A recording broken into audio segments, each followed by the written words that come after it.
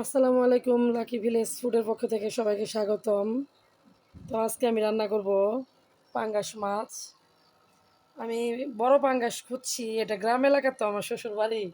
বড় পাঙ্গাস আমি পাই নাই, ছোট পাঙ্গাসই পাইছি। যাই হোক, ডাঙ্গা দিয়ে, তারপরে এই যে ডাঙ্গা, আলু, তারপরে বেগুন দিয়ে আমি রান্না করব। মাছটা ভাজবো, যার জন্য মানে ভাজলে ভালো লাগবে, বোঝা যাবে না যে মাছটা ছোট। তো আপনারা দেখুন ভিডিওটা।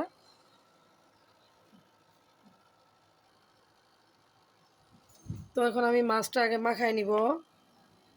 হলুদ গুঁড়া দিয়ে দিলাম, এই যে মরিচের গুঁড়া দিয়ে দিলাম, তারপরে আমি এই যে লবণ দিয়ে দিচ্ছি একটুখানি, বেশি না। সামান্য একটু জিরা বাটা দিয়ে দিলাম, এই যে রসুন বাটা দিয়ে দিলাম সামান্য। এখন চুলায়, তার মধ্যে আমি তেল দিয়ে দিব,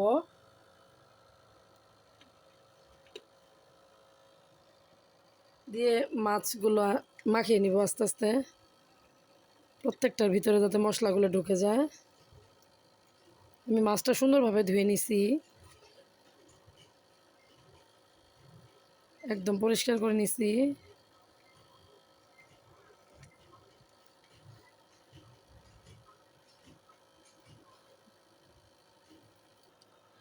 মাছগুলো আমি একে একে দিয়ে দিব তার মধ্যে ভাজার জন্য।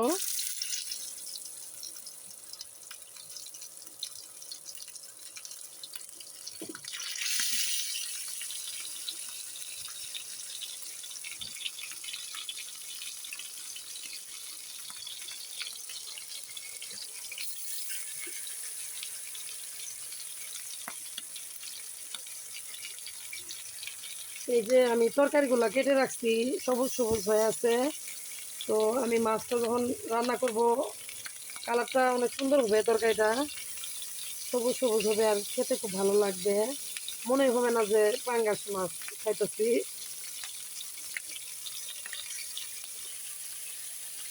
সবগুলো মাছ আমি দিয়ে দিচ্ছি একটা একটা করে। তো অনেকখানি সয়াবিন তেলও দিচ্ছি, সাথে মাছের এই যে তেলটাও দিয়ে দিচ্ছি, যাতে মাছটা ভালোভাবে ভাজা হয়, তার জন্য। তো বন্ধুরা, এক পিঠ হয়ে গেছে মাছটা, মনে হয় আরেক পিঠ বেশি উল্টিয়ে দিয়ে দেখি, দেখছি কেন, হ্যাঁ হয়ে গেছে। এখন আমি প্রত্যেকটা মাছ উল্টিয়ে দিব এইভাবে, যাতে ভেঙে না যায়। আমি তার মধ্যে সম্পূর্ণ মাছ দিয়ে দিচ্ছি।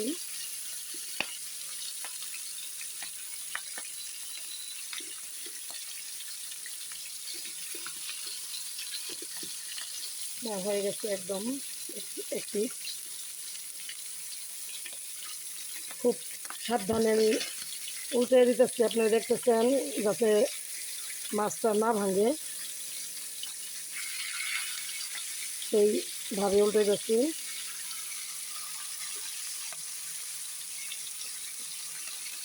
আমি একটু কড়া করে ভাজতেছি, কারণ কড়া করে ভাজলে তরকারিটা খেতে ভালো লাগে।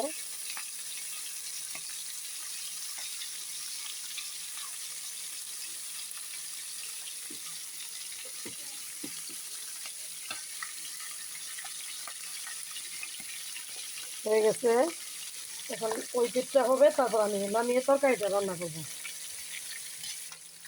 তো আমার মাছটা ভাজা হয়ে গেছে সুন্দরভাবে, এখন আমি মাছটাকে নামিয়ে নিব। নামিয়ে আমি চুলায় কড়াই দিয়ে দিচ্ছি।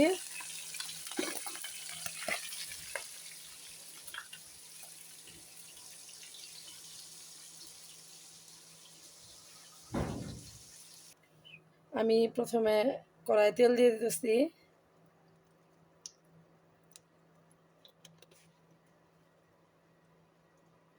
এখন আমি পেঁয়াজ কুচিগুলো দিয়ে দিব।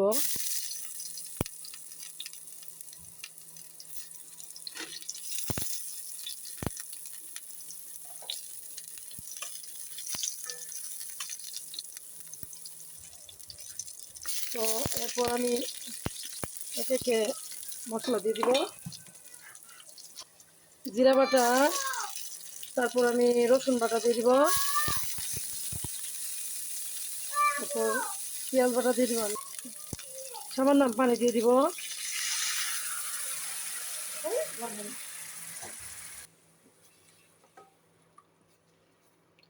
তারপর এর মধ্যে আমি হলুদ গুঁড়া দিয়ে দিব পরিমাণ মতো, তারপর মরিচের গুঁড়া দিয়ে দিব আমি পরিমাণ মতো,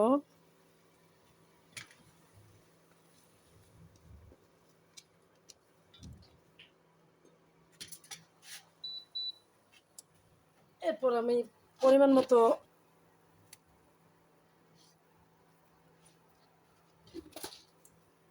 এখন মশলাটা আমি কষে নিব ভালোভাবে।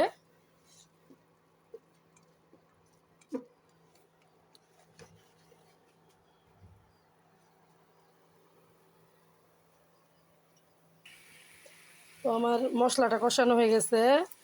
এখন আমি এর মধ্যে এই যে তরকারিগুলো আমি ধুয়ে রাখছিলাম, ডাঙ্গাগুলো আমি ভাপ দিয়ে রাখছিলাম, এই যে আলু বেগুন এগুলো আমি দিয়ে দিব, দিয়ে একটু কষাই নিব।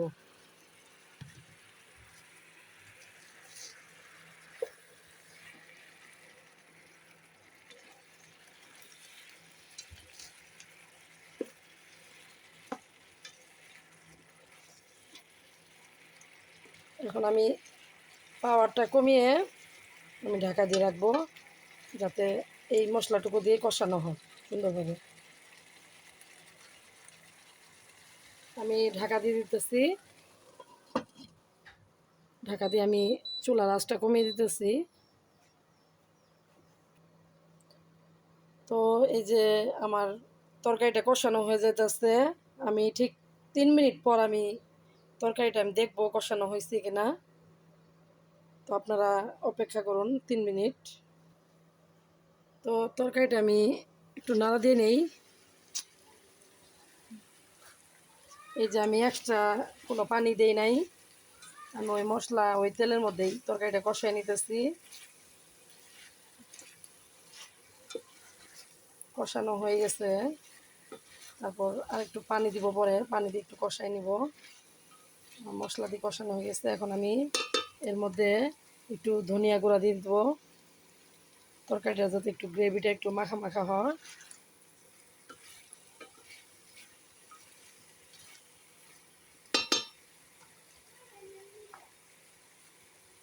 এখন সামান্য পানি দিব কষানোর জন্য, একটু পানি দিয়ে আমার তরকারিটা কষানো হবে।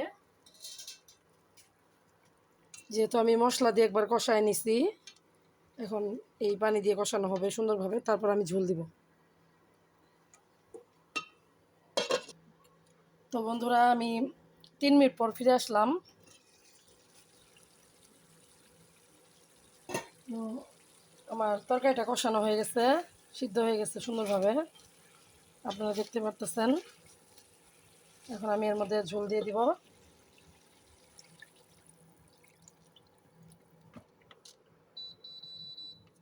এই যে আমি ঝোল দিলাম, আমি অনেক ঝোল দিই নাই, যতটুকু লাগে পরিমাণ মতো ঠিক তাই দিচ্ছি। এখন আমি ঢাকা দিয়ে দিব, তরকারিটা হতে থাক, পরে মাছ দিব।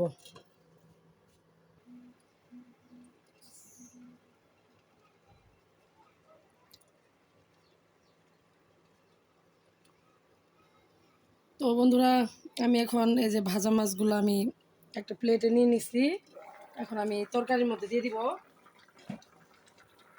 একে একে সবগুলো দিয়ে দিব।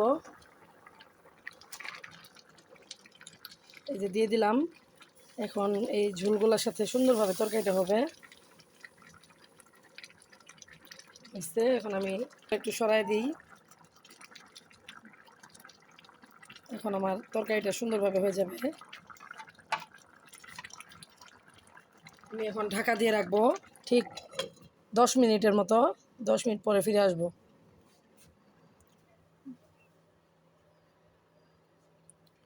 তরকারিটা আমার হয়ে গেছে, আমি 10 মিনিট পর ফিরে আসলাম।